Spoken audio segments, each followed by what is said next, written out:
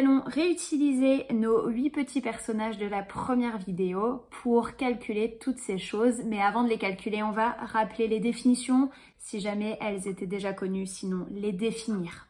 Alors, la médiane d'une série est la valeur qui partage la série ordonnée en 2 parties de même effectif. Autrement dit, on va mettre notre série dans l'ordre, du plus petit au plus grand généralement, ou du plus grand au plus petit, ça n'a pas trop d'importance. Et on partage en 2 groupes. Et on va regarder la valeur qui est pile au milieu entre les 2 groupes. Ça, c'est la médiane. Et l'étendue d'une série, c'est l'écart entre la valeur la plus petite et la valeur la plus grande. Je ne redéfinis pas la moyenne, pardon, normalement c'est quelque chose que vous maîtrisez déjà. Venons-en à notre exemple. Donc, j'ai mes 8 personnages avec leur salaire. Cette fois-ci, on n'est pas dans des classes, on n'a pas regroupé. Je vais calculer la moyenne directement à partir des informations dont je dispose.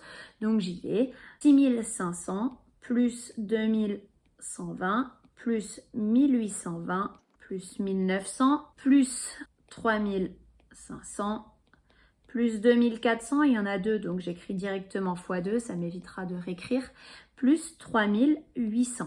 Et tout ça, il va falloir que je le divise par 8, puisqu'on a 8 salaires. Ça me donne 24 440 sur 8, et ça donne donc 3055 €. Autrement dit, en moyenne, un salarié gagne 3055 €. Mais qu'est-ce que ça veut dire en fait la moyenne? Parce que vous y tenez beaucoup, surtout avec vos notes. La moyenne ici, c'est un peu comme si on prenait tous les salaires de ces 8 personnes et qu'on les partageait équitablement pour que chacun gagne la même chose. Donc si on fait ça ici, on prend tous les salaires de ces 8 personnes et au lieu de donner à chacun son salaire, on donnerait à chacun 3055 €. On aurait besoin exactement du même budget. D'accord?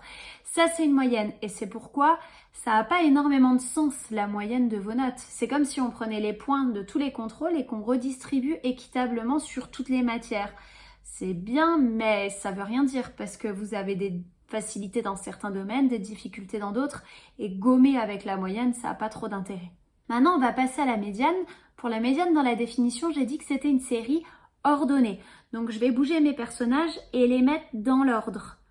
Donc, j'ai commencé par celui qui a le salaire le plus bas jusqu'à celui qui a le salaire le plus élevé. Et je dois faire 2 groupes de même taille. Donc, pour faire 2 groupes de même taille, il me suffit de couper ici. J'ai 4 personnes ici, 4 personnes ici. Remarquez, pour savoir qu'il faut s'arrêter à 4, il suffisait de diviser 8 par 2, d'accord? Et je veux la valeur qui est en plein milieu. Le problème, c'est qu'en plein milieu, j'ai rien.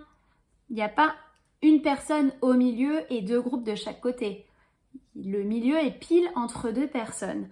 Et maintenant, dans ces cas-là, on prend la valeur qui est pile entre 2400 et 2400. Alors ici, c'est facile, c'est la même chose.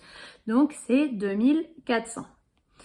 Imaginons maintenant pendant quelques secondes qu'ici, on n'avait pas 2400, mais 2600. Dans ce cas-là, j'aurais dû trouver la valeur entre 2400 et 2600. Donc, pour ça, il me suffisait de faire 2400 plus 2600 divisé par 2. Bien sûr, ça se voyait tout de suite que c'était 2500. Mais si les nombres ne sont pas aussi simples, c'est intéressant de savoir qu'on fait comme ça. Donc ça, c'était juste une supposition, ce n'est pas le cas ici. Donc, notre médiane ici, elle est de 2400 €. Ça veut dire quoi? Ça veut dire que la moitié des personnes gagnent moins de 2400 € et l'autre moitié gagne plus. Donc, je sais comment sont répartis mes salaires. Et on voit que c'est un peu moins encourageant qu'avec la moyenne, puisqu'on aurait pu se dire 3500 €, c'est pas mal. Mais finalement, la moitié des personnes gagnent moins de 2400. Donc, on se rend compte que c'est quand même pas des personnes qui sont si payées que ça.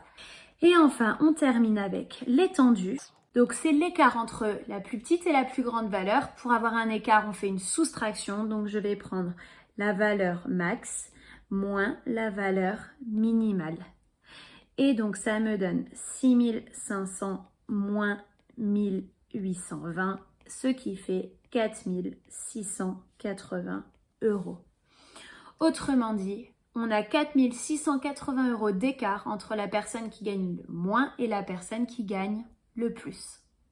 Voilà, j'espère que c'était clair. Bon courage pour les exercices.